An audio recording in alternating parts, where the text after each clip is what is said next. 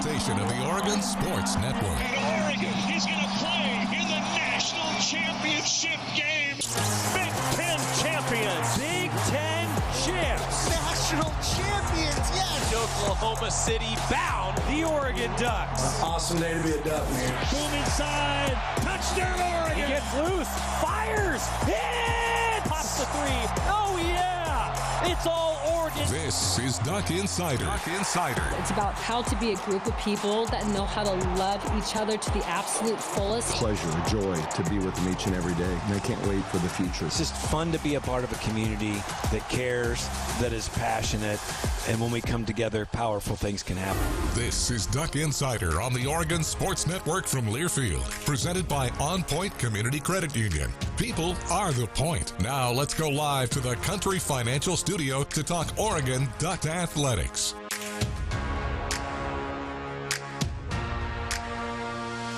It is a Friday here in the Country Financial Studio. Ryan Milano here with you on Duck Insider, breaking down everything for Oregon athletics over the course of the weekend. A bit of a disappointing end to the Big Ten tournament for Oregon softball. More coming on that because some awards have dropped for Oregon softball and also a regional slot slated for Oregon softball coming up later this weekend. We'll get to know where Oregon is going to go and hopefully stay for the postseason. We'll find that out coming up a little bit later. Also, it's game day for Oregon baseball, a big series for the Ducks going up against UCLA.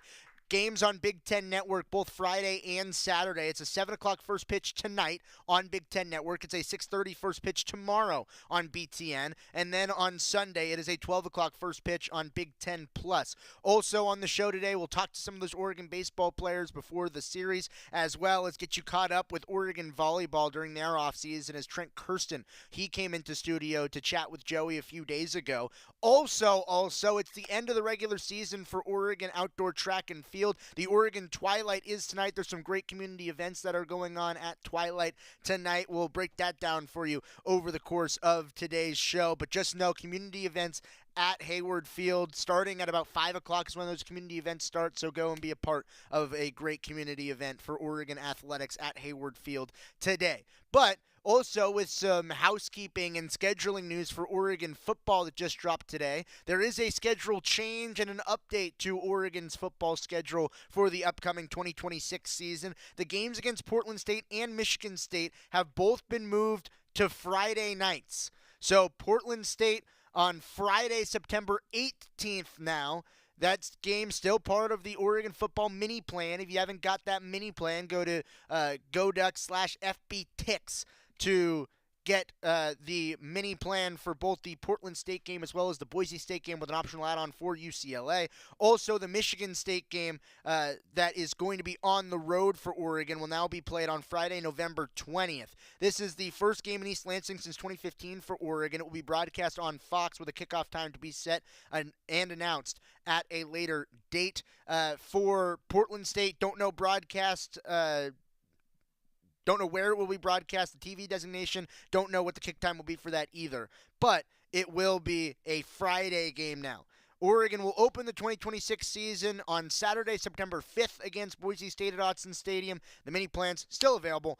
GoDucks.com/FBTix. That's your football update with a bit of an updated schedule coming down later today, moving 2 Saturday games over to Fridays. Now, I mentioned we talked about Oregon softball. It was a disappointing start and finish to the Big Ten tournament for Oregon, an 11-9 loss against Wisconsin yesterday. The offense showed up for both teams, but Wisconsin came out on top. They were able to keep that offense sustained throughout the entire game, and ultimately Oregon in the 5th and 6th innings had a little bit of a lull offensively, weren't able to keep pace, and it was Wisconsin that came out on top. Oregon came into the weekend ranked at number 9 in the RPI, puts Oregon in a strong position to host an NCAA regional next week at Jane Sanders Stadium.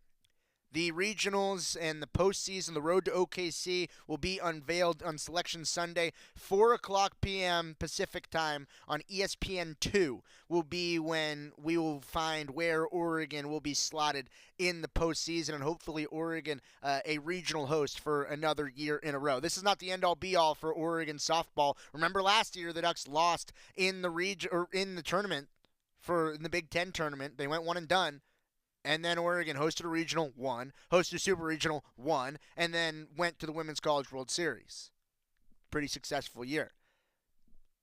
Hopefully Oregon can replicate what they did last season despite a disappointing effort at the Big Ten tournament, a one-and-done effort at the Big Ten tournament. But at the Big Ten tournament, some accolades earlier today just got announced across the entire conference. Oregon with representatives on the All-Big Ten first team. 3 of them. Lindsey Grine got announced to the first team along with Amari Harper and Stephanie Maake, all Big Ten first teamers. Elon Butler got recognized as an All-Big Ten second teamer for her efforts with the Ducks this year. Also, Elon Butler tied the Oregon single-season record in runs scored yesterday as well. She's putting up a great year. On the all-defensive Big Ten team, Kaylin Jones was honored, and then Oregon sportsmanship honoree Remington Hewitt has been a mainstay with this Duck program. You see her just about everywhere, and she's always being a consummate teammate, recognized for it. Happy for all the women that did get recognized for Oregon softball after their disappointing effort at the Big Ten tournament, but still a lot in front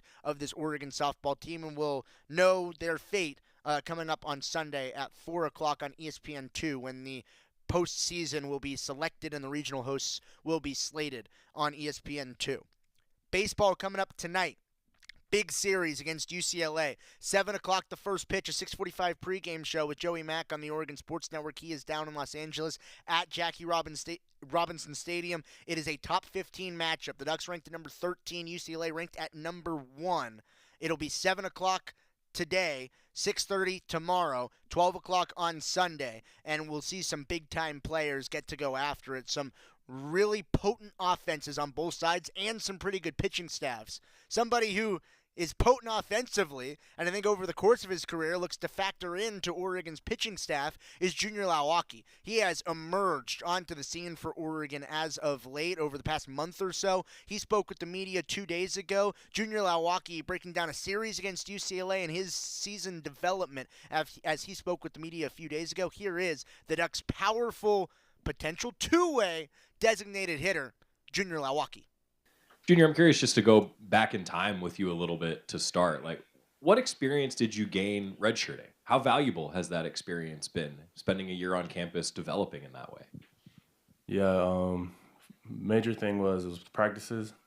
Coming back from my second fall, everything was much slower compared to my freshman year. And just having a year of experience on the bench has gave me a lot to learn with pitching, hitting, how everything works, how the games work, just everything on the schedule to slow everything down. So taking a year off was honestly a blessing now that I'm 100%, and so no problems in the long run, and I'm super grateful. Having that time off, obviously, the practice and the work to be able to gain that experience is important, but translating it to a game is a whole nother ball game. What's allowed you, do you feel like, when you're seeing pitches come at you, that you've been able to find the success that you've had, especially when it comes to your power off the plate? What's it been like that season, just kind of adjusting from start till now? Yeah, taking a real AB compared to a fall AB are two different things. My first collegiate AB was a little surreal, but was just preaches confidence, and if he puts you up there, that means he has full confidence in you, and that you need to show it. And so, whenever I get a chance, I just show the most confidence I have. You clearly have a lot of power, but you've been somebody who, especially early this season, it felt like all of your hits were singles before they finally started breaking down into extra base hits. Just the contact tool that you have to be a well-rounded hitter at the plate. Take me into your approach. Yeah, I've said it many times, but me and Waz have a saying, stay through the Pepsi sign. And so it allows me to stay on off speeds, which find a way to get to the infield, sneak for a single. But it's kind of my approach right now, is just stay easy, then the long ball will come. Redshirting and coming into this year, was there any rust that you had to work through, or was it kind of you felt confident watching the guys ahead of you that year prior coming in? Was things smooth, or were there some rust you had to shake off?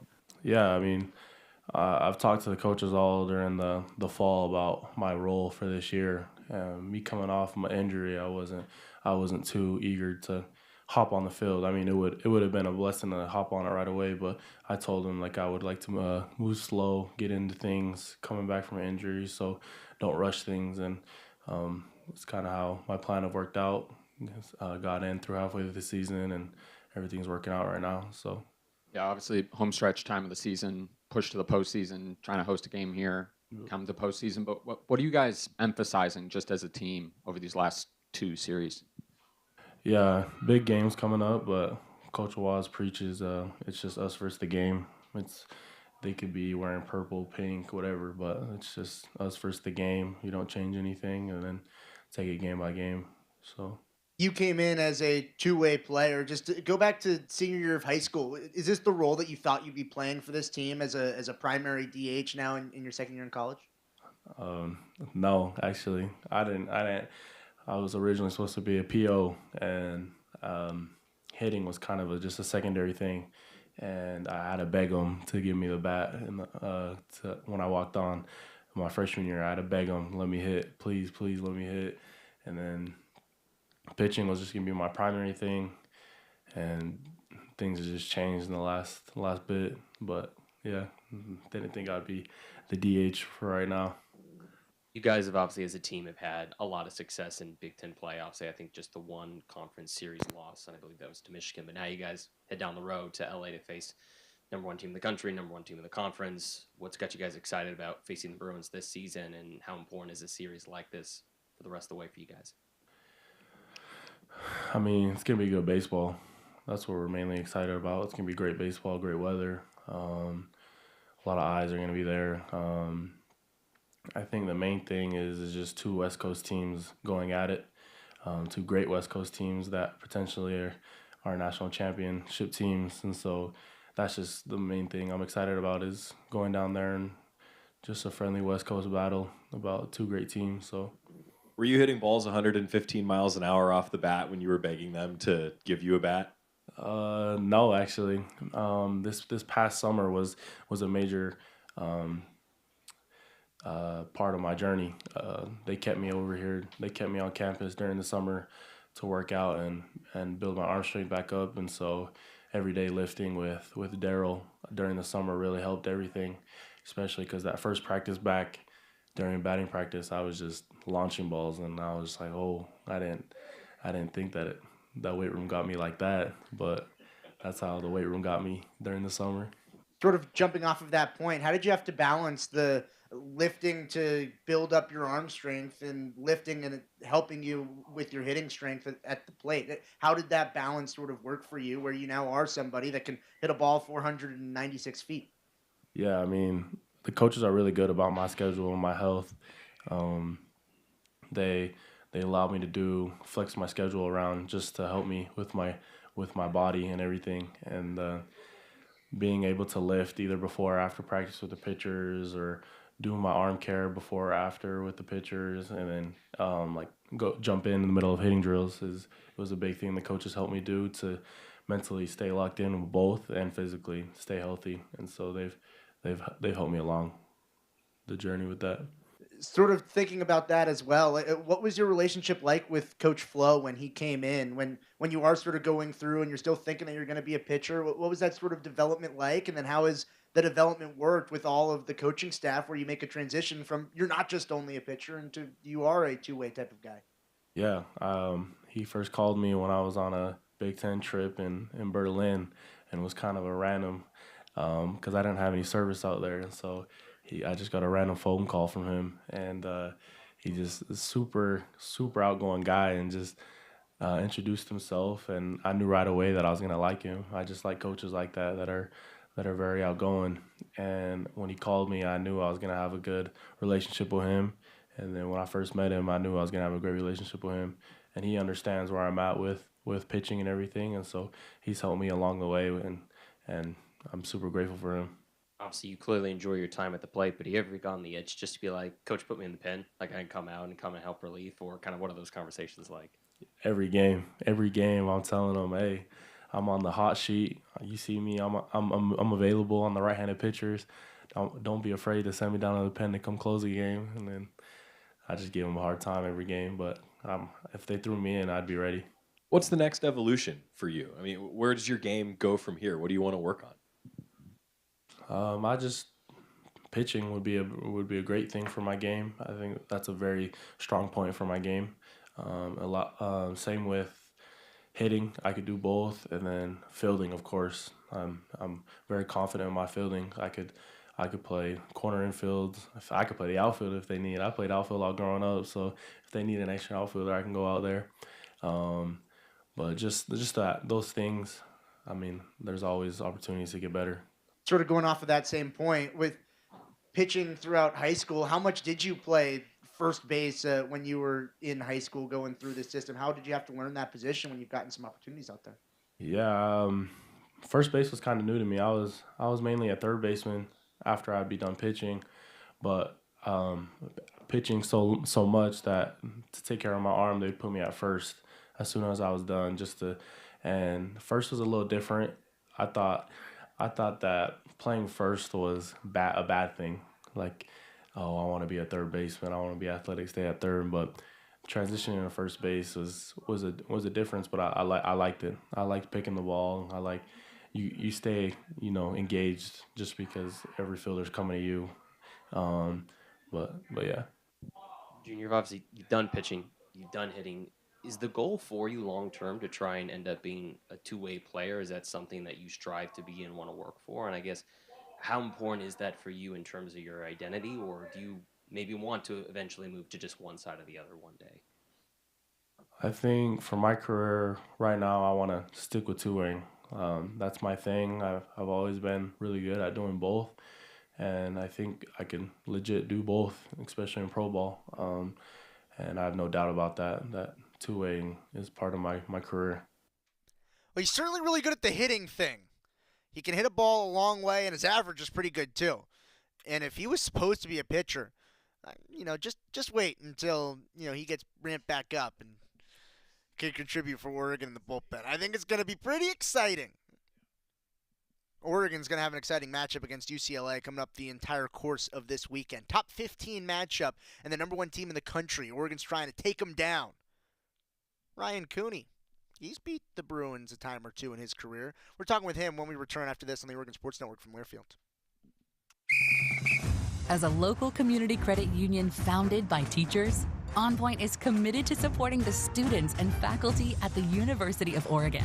And on game day, we're right there with you, on the field, in the bleachers, and in the classrooms. Drop by one of your local branches today and discover the many ways OnPoint can help support your financial well-being. OnPoint Community Credit Union. People are the point. Federally insured by NCUA. Equal housing opportunity. We know you turn to the Duck Store for all your game day needs. And for students at the University of Oregon, it's even more. Class supplies, jobs, a seat on our board, a place to take a quick coffee break. Because we're your student-first, non-profit college store, every purchase you make directly supports the very community we serve. From working in our counters to studying in the classroom, from directing our stores to cheering in the stands, the people we serve, the students, are the very people who are the Duck Store. Duck Insider continues from the Country Financial Studios in 1 minute on the Oregon Sports Network from Learfield.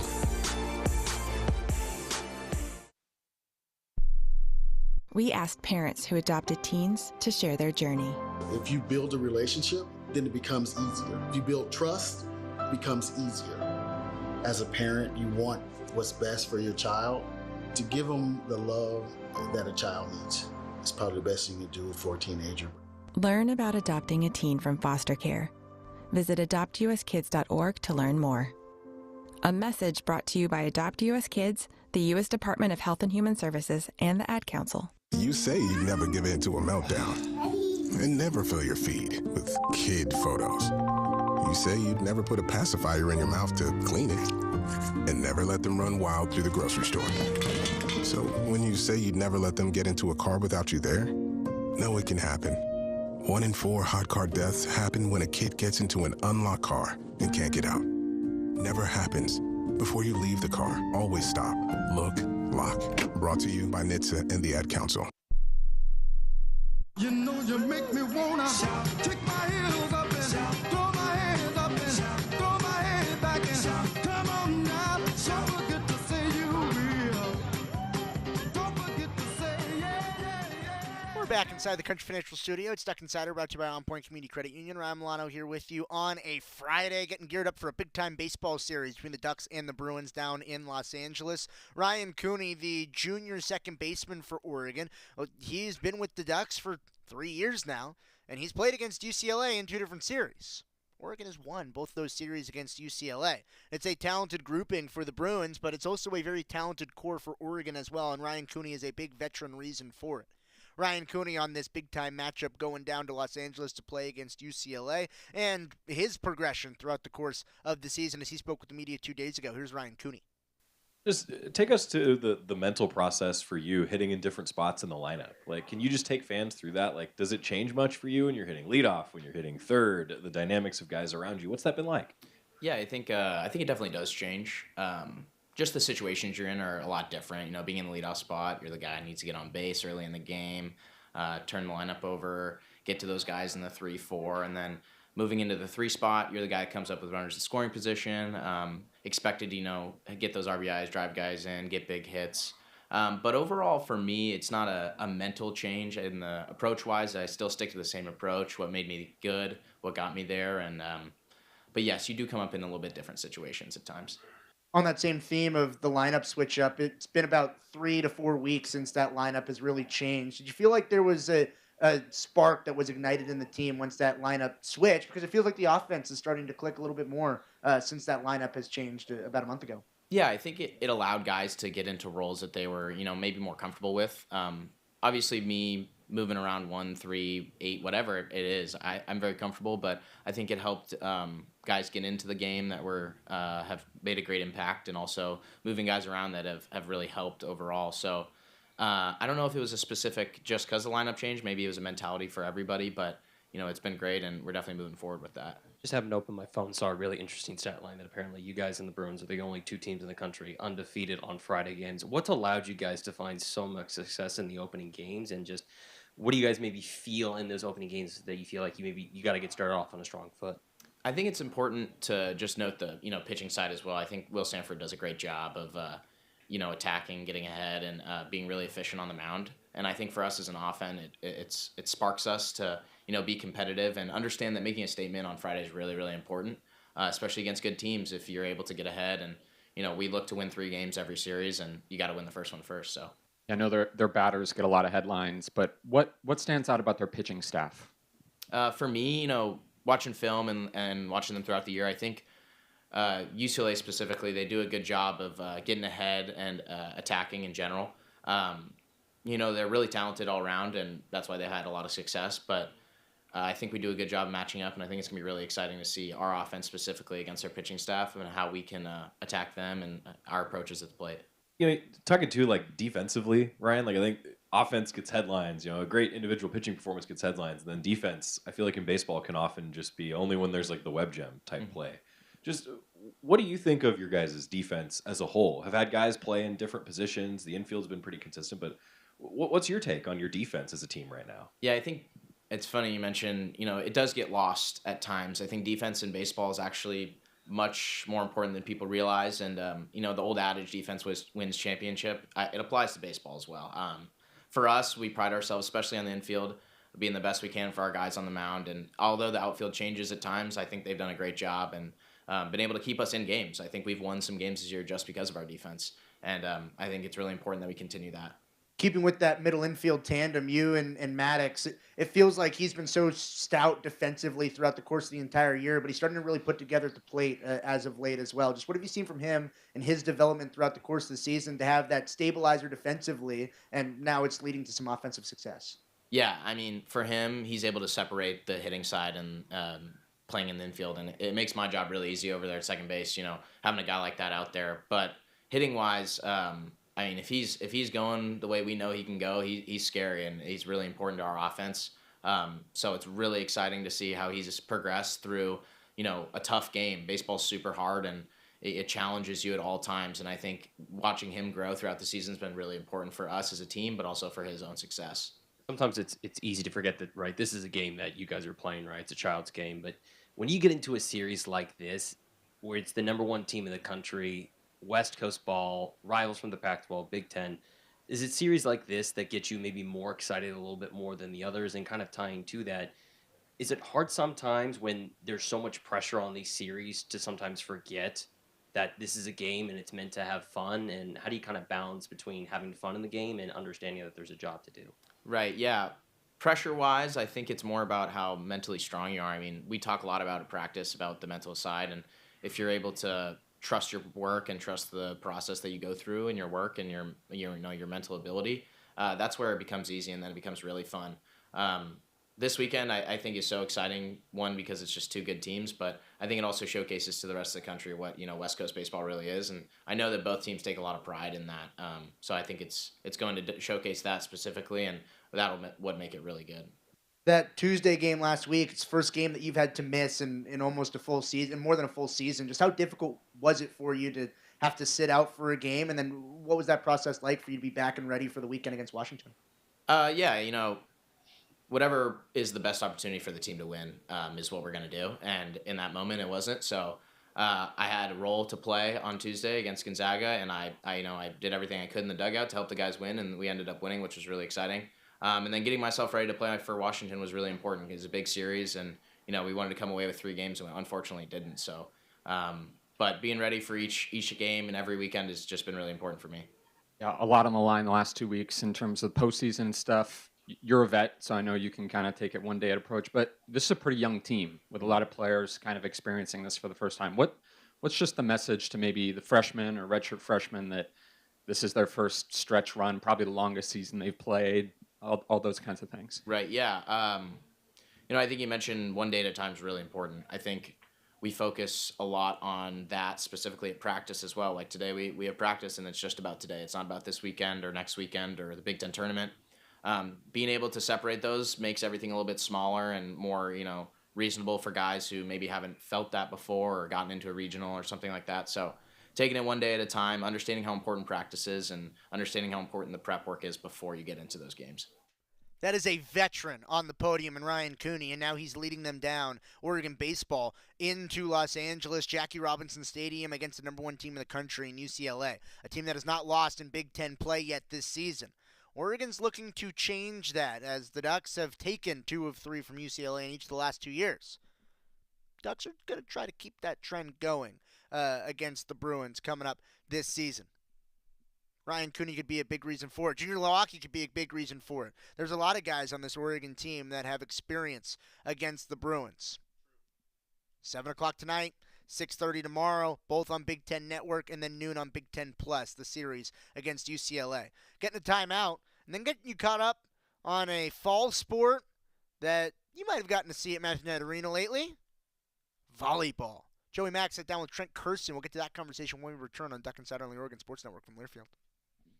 Hey campers, it's Jan from Toyota. This summer, we're headed to Camp Toyota, and the fun starts now. Your summer starts here. Dealer inventory may vary. See your participating Toyota dealer for details. Event ends June 1st. Toyota, let's go places. As a local community credit union founded by teachers, OnPoint is committed to supporting the students and faculty at the University of Oregon. And on game day, we're right there with you, on the field, in the bleachers, and in the classrooms. Drop by one of your local branches today and discover the many ways OnPoint can help support your financial well-being. OnPoint Community Credit Union. People are the point. Federally insured by NCUA. Equal housing opportunity.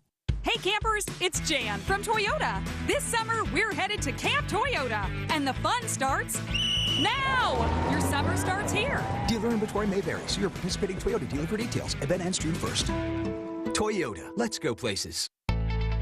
More Duck Insider from the Country Financial Studios after this on the Oregon Sports Network from Learfield. Let's take a moment to breathe. Deep inhale. Extend your spine. Remain focused on what you're doing. If safe to do so, exhale slowly, leaning to one side. Inhale back to center. If safe to do so, exhale slowly to the opposite side. Find mental health resources at loveyourmindtoday.org. This message is brought to you by the Huntsman Mental Health Institute and the Ad Council. put your phone on D&D. That means that do not disturb when you're driving. And when you're going from point A to B, I need you to stay safe, please, so always sing with me. So put your phone on D&D. That means that do not disturb when you're driving. And when you're going from point A to B, I need you to stay safe, please, so always remember this beat. Don't drive distracted. A message brought to you by the National Highway Traffic Safety Administration, Project Yellow Light, and the Ad Council.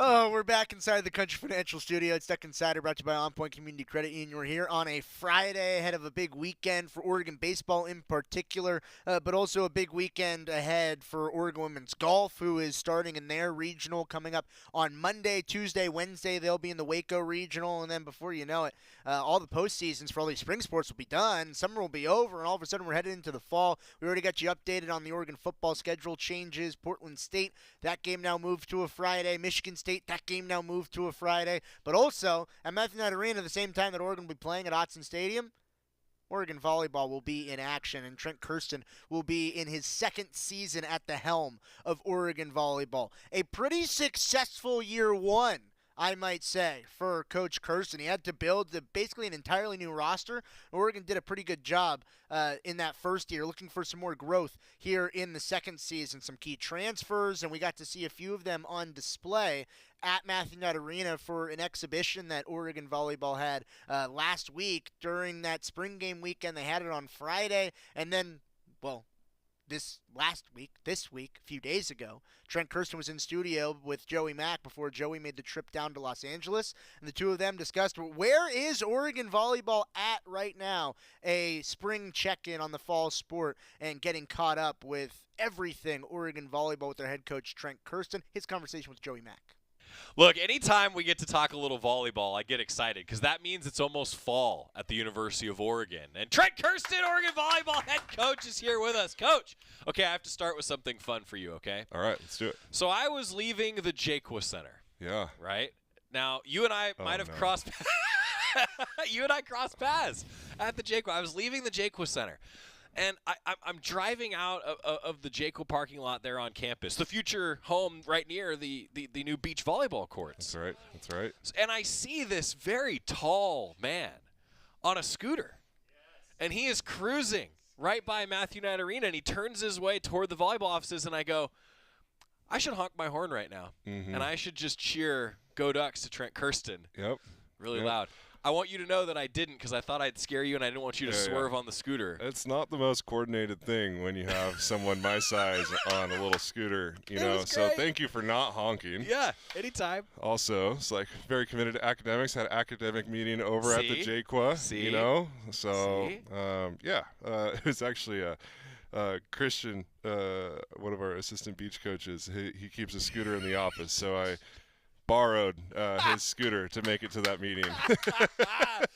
So I got to say, because you were very instrumental in the should Joey get a scooter debate of last fall. And also, is it scooting or scootering? Yes. We don't need to get into that. Yeah. But the fact is that you joined the scooter brigade. Well done. I was in it. Well Did you land somewhere on the scooter? Did you get one? I have the scooter. Okay. In fact, rode it today. Okay. Saving a lot of time. There you go. I did the math. It saves about 90 minutes a week. Wow. Because just the go back and forth from campus to here. Yeah. Got it. It's really nice. Yeah. Have you ever heard the phrase, too, forced boredom? No. So this is something that I've been told now in my own mental health, that I'm supposed to not work all the time. And as a result, I'm supposed to force myself into boredom. Well, when I'm on a scooter, I can't be checking my phone. If someone emails me, texts me, I can't look at it. Yeah. I don't put the headphones in when I'm scooting, whatever. It's interesting. It's good for me. It's interesting because, like, obviously coming from LA for however many years, right? The forced boredom is from being in the car. Yeah, you're just there all the time. You know, you're just in traffic. It's your commute, right? And then here, it's like I don't get that. get it. Yeah. Because everything's within 20 minutes. I'm home in 15 minutes. Yeah. I'm at your place hanging out and barbecuing in 15 minutes. Pretty sweet, isn't it? You know, it's great. Pretty sweet. So the scooter has been good for me. I get the 10 minutes of it's just me and my thoughts, which is a dark place sometimes, but it's good. Yeah. It's good. Anyway, thanks for joining the scooter. What else has been up? How are things? Yeah, things are good. We did our spring exhibition match, whatever you want to call it. We had one at the Nike facility in Portland, which is sick. We got to play on, I think it's Coach K's court, and so that was pretty awesome. And then had a decent showing versus Boise, got better through the course of the game, and then had a nice match against Oregon State at home. Thanks to everyone who came out. Shout out to the fans. Yeah. That was a cool environment. It was amazing. And because we had baseball and softball that night, so I wasn't expecting anyone to be there because the weather was nice, you know? And so I expected everyone to be at those games, but we probably had 1,500 people there. It was awesome. Yeah, that's just so cool. Okay, I wanted to ask you about the trip up to the Nike campus. That's a cool thing, isn't it? Yeah, it was sweet. Yeah. It was really cool. So just like of course, as the head coach, I got stuck sitting with all of our bags outside because they didn't open the doors for a while everyone else went and toured campus, right? So I was the guy that was just, at a random, bench outside the gym with 20 bags, and takes us an unworldly amount of bags to operate as a team, And so I'm just sitting out there and got all the bags, but I heard the tour was great and the team had a great time. Wait, look, here's the thing though. Nobody realizes the logistics it takes in travel. How many bags are we talking? It's about 2 per person probably on your travel party, right? Yeah, and for that one we had to, bring our own balls and all that stuff too, right? And so it's just, normally we don't have to do that. Usually the host institution provides all that and everything, but yeah, it was fun. It's still something. It is something. Haley, our ops, does a phenomenal job keeping everything together. Well done, Haley. And then you talked about playing the Beavers, and anybody in this circumstance. How valuable is that experience to have these exhibitions in the spring? I thought the most valuable thing for us was just to play in front of our fans and feel the support from all those people and playing in front of people again. Cool.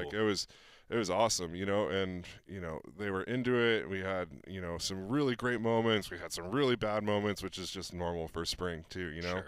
And so the things that we wanted to address, our slide attack, our back row attack, they showed up in that match, and so that was really cool. And it's probably nice too to be able to say, okay, so we saw this in practice. Now we saw it against somebody else, right? There's probably some film evaluation that takes place now. Yeah, for sure. And you have our theme this week was how do we create a couple more aha moments before we're done? We've got about our last thing that we're doing is May 16th, so 10 days-ish right now. So how do we create a couple more aha moments? And then we shouted a couple out, and one of them was Dahlia, our transfer from Pitt, hitting a slide because she hadn't hit the slide very often, and she just got a hold of one, really cracked it, and celebrated, and it was her aha moment. How do we create a couple more of those before we finish out the spring quarter? Cool.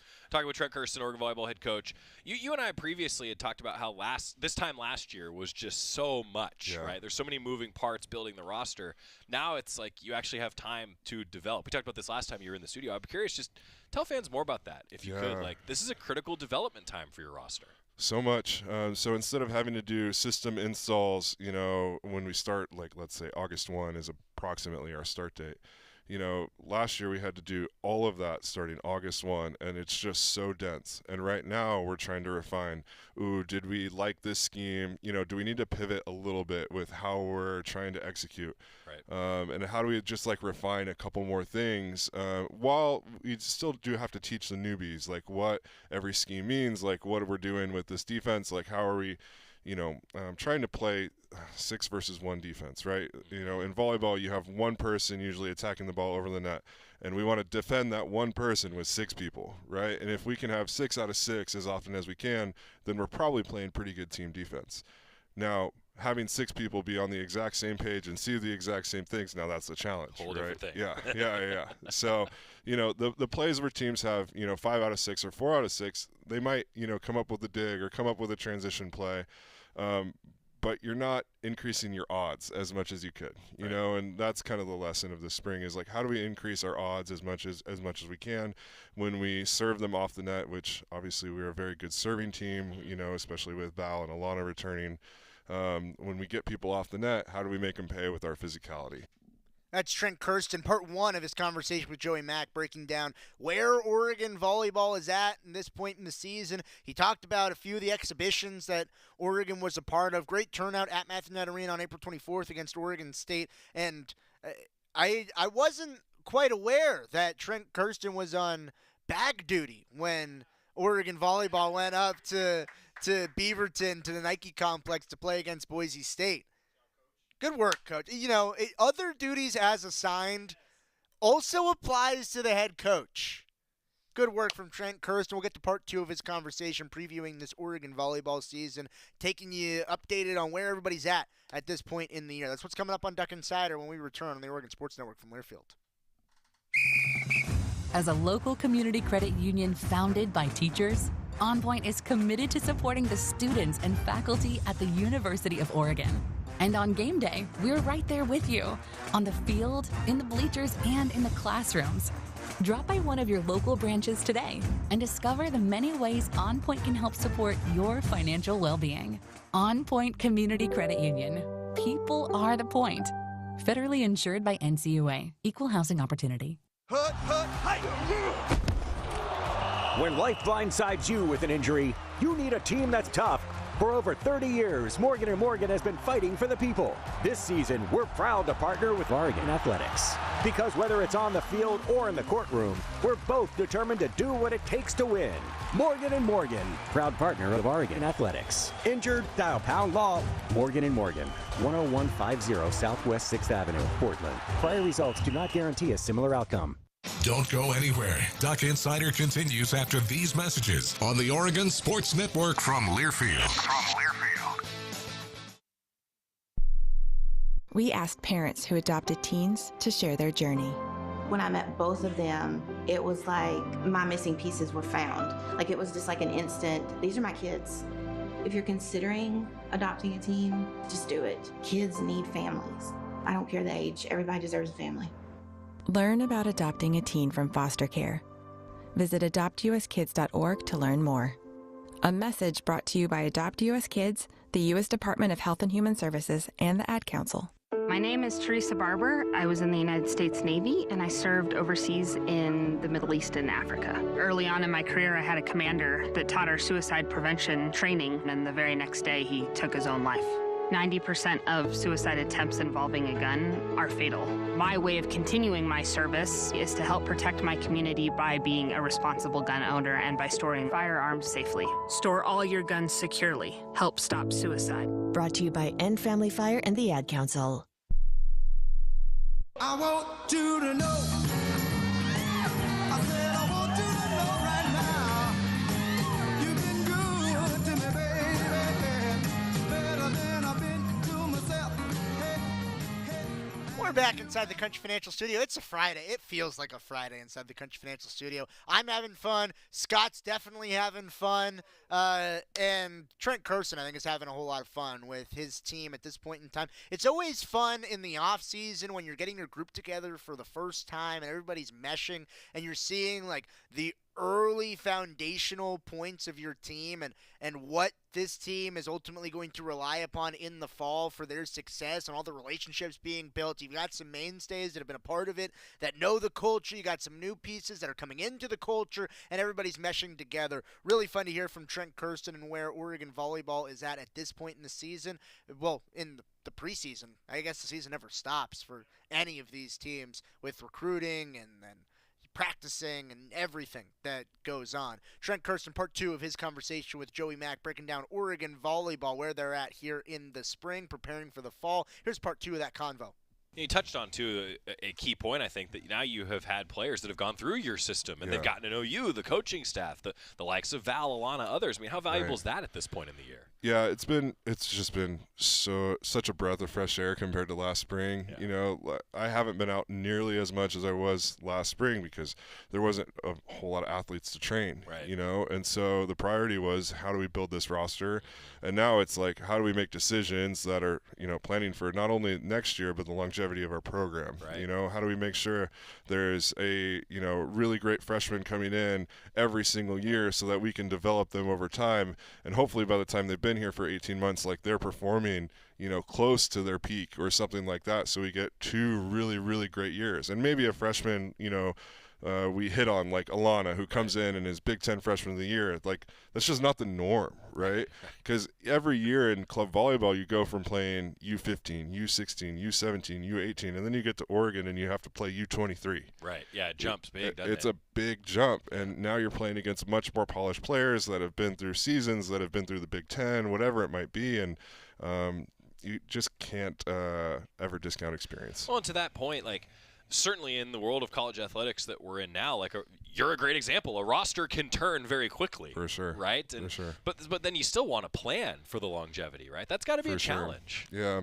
Luckily, I think, you know, we have great support here, you know, from admin to the other coaches here. They've all been through it. We've got so many great coaches that are a part of Oregon athletics, and it's just a cool thing to be a part of when you feel supported not only from your peers but from administration.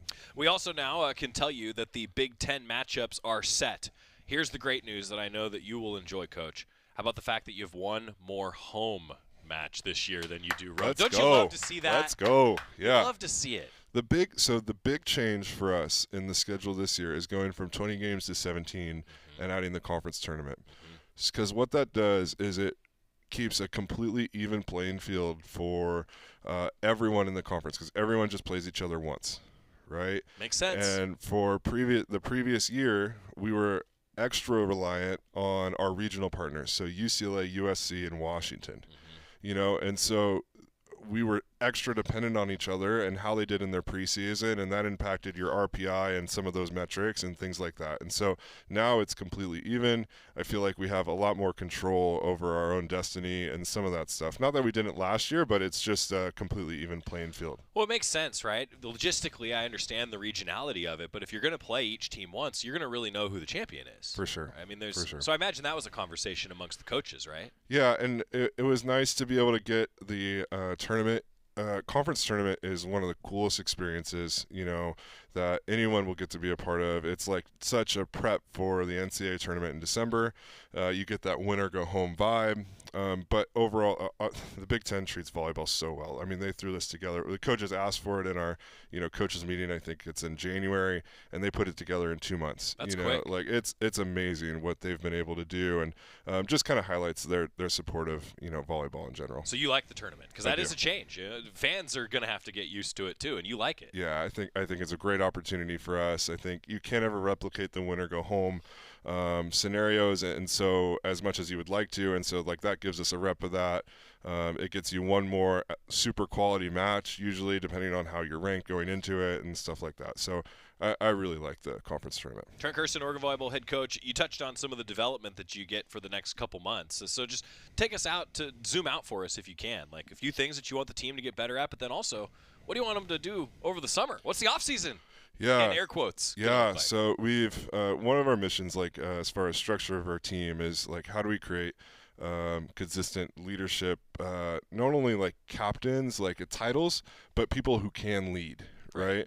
And maybe the most important role for those that were selected as captains is their ability to follow, right? You know, Coach Rad talks about the difference between heroic leadership versus followship. And heroic is like, you know, picture Coach Rad's a little bit elder than me, so he goes back to like the Civil War, and he's like, picture the guy on the horse leading the charge, right? That's heroic. I love Coach Rad. Yeah, he's the best. He's the best, right? That's awesome. And what we relate it back to is sometimes the most important role of the captain is to follow when somebody else is stepping up and they're ready to lead, and you're their first follower in that aspect. And so really focusing on some of those aspects. And, you know, we had a meeting this morning with the captains about, hey, we're finishing out our 20-hour block.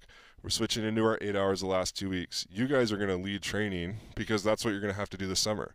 We don't have summer access yet. Right. And so how you guys prep is so much on how you guys are going to plan training and make sure you're prepped and ready to go for our start date, which I think this year is July 30, something like that. July 30th. Yep. It's going to get here quick, isn't it? Yep. Hope so. Yeah. Then you got to recruit. There's a bunch of other things that you have to do too. Yeah, let's just start season. Let's go. Let's skip all that. No travel. Like let's start training. Let's start prepping for fall. I'm in. Do you find over the course though, like in all seriousness, I mean, I know you want to be in the season, right? Yeah. But I know like we talked about the development time and the recruiting. Like there are ebbs and flows to your position, aren't there? I mean, the spring is my favorite. Really? You know, January to basically May 16th this year is my favorite time of the year because we just get to focus on developing. We're not worried about winning a match.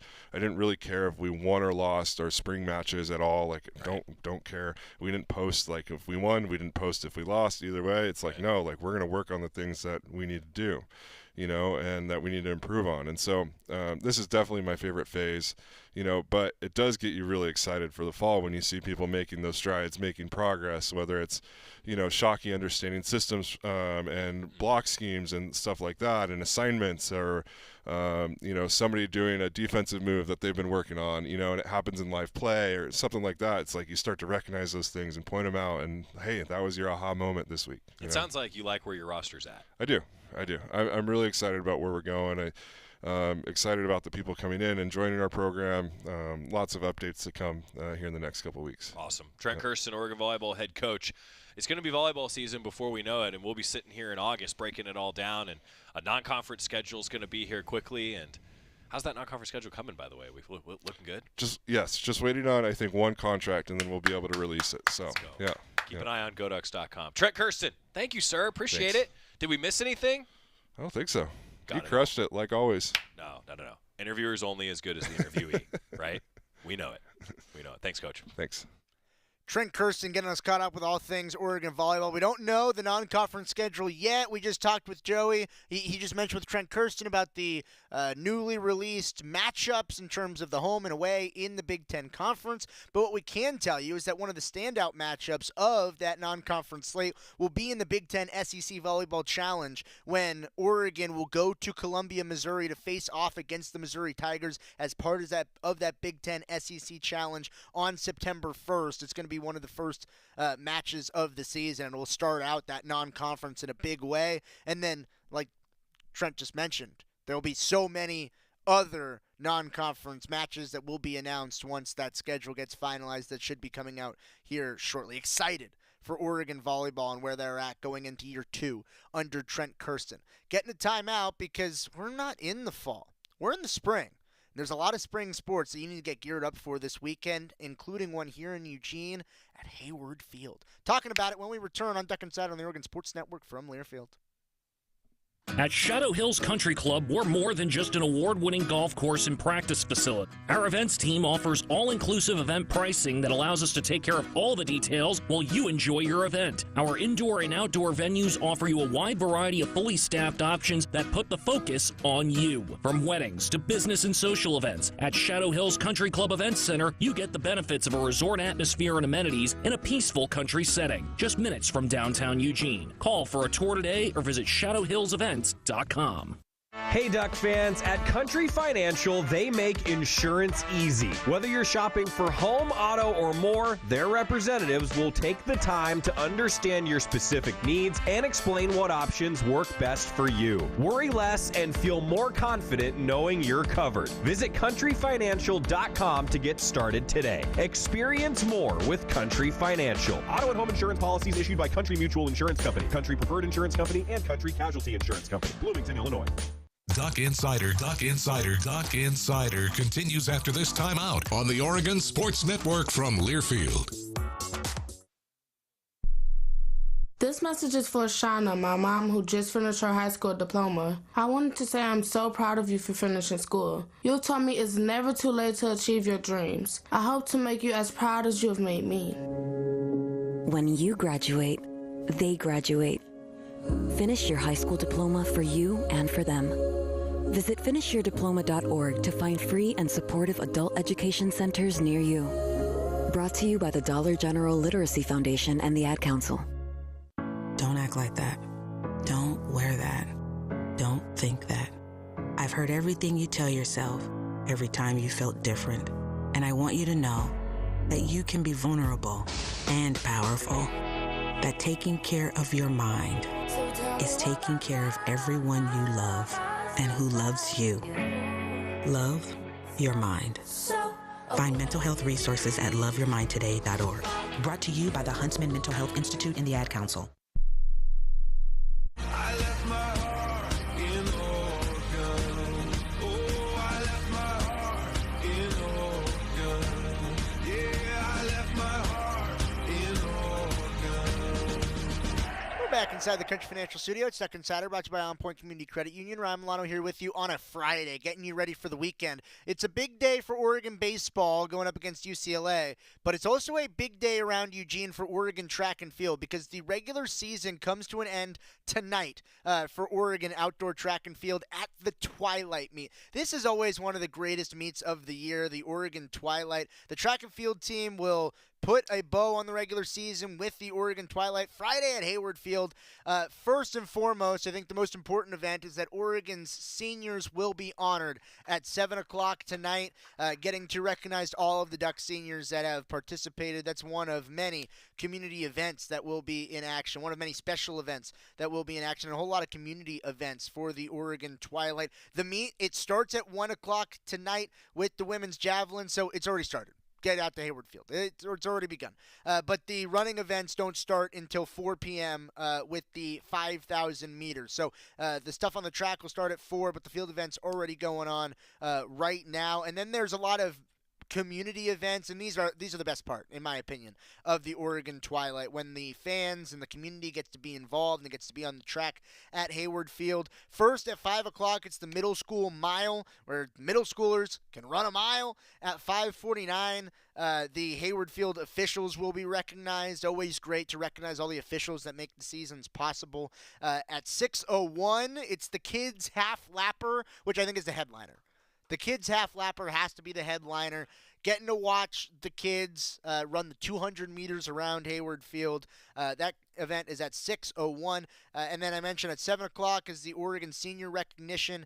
At 8:19 is the Wade Bell 800-meter introduction.